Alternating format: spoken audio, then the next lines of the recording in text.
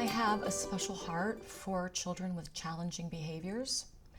I don't think there's ever a young child that I've known for more than a day or two that hasn't shared some of those with me.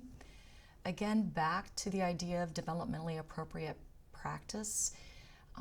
We want to support children in all of those stages as they allow those self-regulation skills to develop. And so we're going to see very individual behaviors across a day, and none of us is bringing our A game every day and in every way. And so we can't expect that of young children either.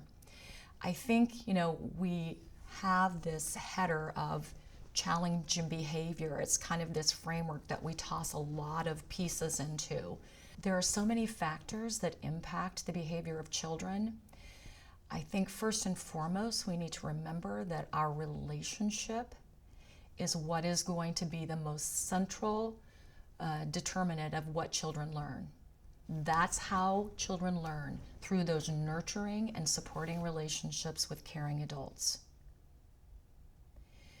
I think it's also important to remember that we may never know all of the baggage that children bring with them to school, the potential trauma that they've experienced, the lack of effective parenting or the lack of connection at home that they're experiencing, the fact that they may or may not have had breakfast or sleep the night before. So we're seeing children in such an isolated context that we really need to respond to children in a way that doesn't provide more triggers for challenging behaviors. We need to study that. We need to look at patterns. We need to work as a team. And all of us have eyes on a child so that we know that when somebody gives the child a raised eyebrow, that may be the reason that we set that child off. Or if we don't plan for a transition from table time to outdoor play, that we can anticipate there will be an issue. So really planning for and anticipating those challenging behaviors based on our observations, based on our data. I think that's really key. And I think another important consideration is how can we make sure that children that are sharing these challenging behaviors with us experience success during the day? How can we focus on their strengths? How can we plan an opportunity for them to be successful?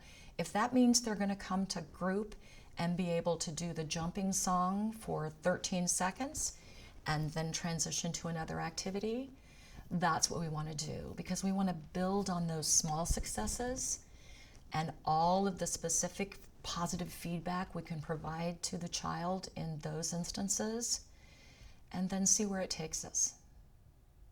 I'm always pleasantly surprised at where a child starts and where they finish with all of the great instruction and the care and the nurturing that you can provide.